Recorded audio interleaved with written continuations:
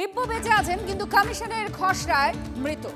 ক্ষোভে ফুঁসছে হারোয়ার আদিবাসী পাড়া। হারোয়া গোপালপুরের 264 নম্বর বুথ, সেখানেই শোরগোল। এসআরএ ফর্ম ফিল আপ করেছিলেন সুরজিৎ সর্দার আর পূজা সর্দার, অথচ খসড়ার তালিকায় দেখানো হচ্ছে তাদেরকে মৃত। আদিবাসী বলে চক্রান্ত করে নাম বাদ দেওয়ার চেষ্টা করা হচ্ছে বলে অভিযোগ বাসিন্দাদের। ফের নতুন করে নাম তোলায় ফর্ম 6 জমা দিয়েছেন দুজন। আমি যে জলজন্ত মানুষ দাঁড়িয়ে আছি, অথচ আমাকে জীবিত মৃত বলে ঘোষণা করে দিয়েছে। আমি একজন আদিবাসী শ্রেণীর মানুষ, আমাকে এইভাবে হেনস্থা করা কি ঠিক আছে? আমি চাইছি এর জন্য সুবিচার হয় একটা। আপনি কি ফর্ম সব জমা দিয়েছিলেন? হ্যাঁ, আমি সব ফর্ম জমা দিয়েছি। ভোট দিয়ে আসার পরেও এসআর হওয়ার পর থেকে আমি একে মৃত বলে ঘোষণা করা হয়। মেয়ের বয়স কত? মেয়ের বয়স আপাতত এখন 25। ও 18 বছর থেকে ভোট দিয়ে আসছি। আপনারা কি এই ফর্ম ফিল আপ করেছিলেন? হ্যাঁ, এসআর ফর্ম ফিল আপ করেছিলাম। তারপরেও করার পরেও আমার পরে রেজাল্ট বেরিয়েছে মৃত। ভালো মানুষকে মৃত বলে ঘোষণা করছে। অভিষেক বন্দ্যোপাধ্যায় সভা, সেই সভায় যাওয়ার পথে মহিলা তৃণমূল কর্মীদের মিছিল লক্ষ্য করে জয় শ্রীরাম স্লোগান দেওয়া হয়। এক বিজেপি কর্মীকে বেধড়ক মার তৃণমূলের মহিলা কর্মীদের। বিজেপি কর্মীর মুখ দিয়ে জয় বাংলা স্লোগান বলিয়ে তারপর জয় শ্রীরাম বলে মিছিলকে উত্তর বারাসাতের কাছারি ময়দানে যে মিছিল অভিষেক বন্দ্যোপাধ্যায় স্লোগানটা দিতে হবে কেন? যারা আমি যদি সত্যিকারের ভক্ত হন তাহলে বাড়িতে বসেই তো দিতে পারেন, বা নিজের পার্টি অফিসে বসে দিতে পারেন। আমাদের সবার স্তরের সামনে এসে স্লোগান হঠাৎ দিতে যাবেন বা কেন?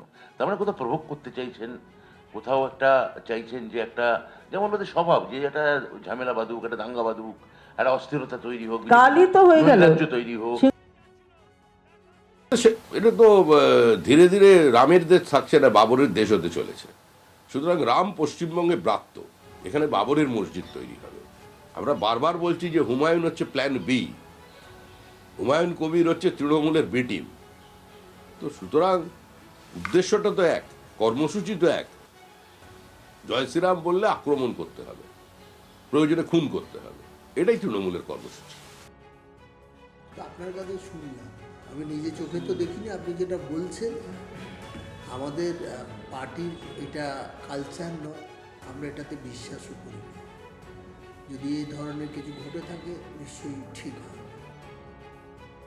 কেউ যদি জয় বাংলা বলে আর কেউ যদি ধর্মীয় স্লোগান তুলে, তার ব্যক্তি স্বাধীনতার মধ্যে পড়ে। আমি কেউ যদি তকবিরও দেয় তার ব্যক্তি স্বাধীনতার মধ্যে।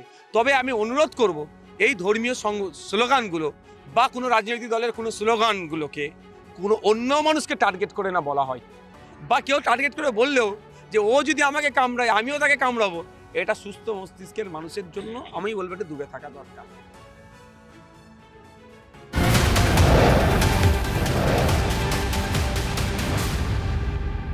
নদিয়া শান্তিপুরে বিজেপি নেতার তাঁত ঘরে আগুন লেগে গেছে। আজ ভোরে পবিত্র বিশ্বাসের কারখানায় অগ্নিকাণ্ডের ঘটনায় দুটো বাইক পুড়ে যায়। রাজনৈতিক কারণে অগ্নিসংযোগের অভিযোগ করছে বিজেপি। নীলঘেরা 2 নম্বর গ্রাম পঞ্চায়েতে গোবাচ্চর এলাকা, আর এখানেই অগ্নিসংযোগের ঘটনা ঘটে।